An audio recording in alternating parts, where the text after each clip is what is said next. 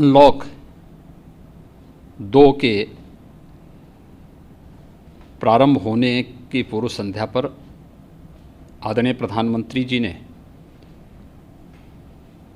राष्ट्र को संबोधित करते हुए अपना जो मार्गदर्शन दिया है, यह न केवल वैश्विक महामारी कोरोना से बचाव का सर्वोत्तम उपाय है, अपितु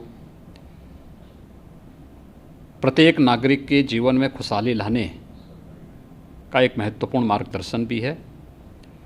हम आदरणीय प्रधानमंत्री जी के आभारी हैं, जिनका मार्गदर्शन निरंतर पूरे देश को और देश के 135 करोड़ लोगों को प्राप्त होता रहा है। अनलॉक सेकंड की कार्रवाई के लिए प्रारंभ होने के पूर्व आदरणीय प्रधानमंत्री जी ने जो कुछ महत्वपूर्ण सुझाव दिए हैं, जो चिंताएं व्यक्त की हैं और जो घोषणाएं की हैं, बहुत महत्वपूर्ण हैं। और वो महत्वपूर्ण इसलिए भी हैं कि स्वाभाविक रूप से लॉकडाउन के चारों चरण में जो सतर्कता और सावधानी बरती गई थी, वह अनलॉक 1 के प्रारंभ होने के साथ निरंतर जारी रहनी चाहिए और सभी नागरिकों के हित में कोरोना की चेन को तोड़ने, इसके संक्रमण को हर हाल में रोकने के लिए वे सावधानियां बहुत महत्वपूर्ण हैं। चाहे वह 2 गज की दूरी, मास्क जरूरी, सैनिटाइज़र हो या फिर बार बार स्वच्छ जल से हाथ धोने का कार्य। स्वच्छता का जीवन में क्या महत्व हो सकता है? स्वच्छ भारत मिशन के परिणाम ने देश और दुनिया को इसके प्रति पूरी तरह सोचने के लिए मजबूर किया है। इसी प्रकार से लॉकडाउन प्रारंभ होने के साथ गरीब कल्याण पैकेज में गरीबों के लिए जो घोषणाएं हुई, वह बहुत महत्वपूर्ण थी। 20 करोड़ महिलाओं को जनधन अकाउंट में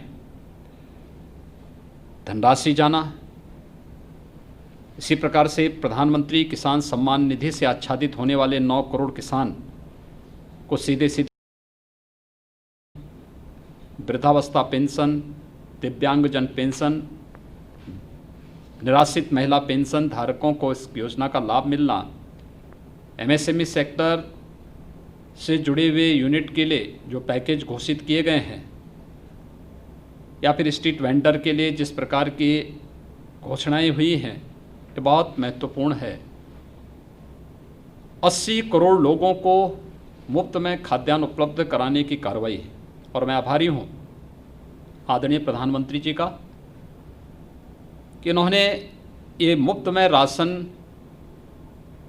को आगामी 6 महीने के लिए बढ़ाया है और यह नवंबर 2020 तक 5 किलो चावल या 5 किलो गेहूँ, 1 किलो दाल मुफ्त में राशन की यह व्यवस्था उन्होंने पर्व और त्योहारों को ध्यान में रख कर के और आने वाले समय में आम जन की सुविधा को ध्यान में रख कर के इसे बढ़ाया है। हम इसके लिए आभारी हैं। समय समय पर आदरणीय प्रधानमंत्री जी का मार्गदर्शन प्राप्त होता है।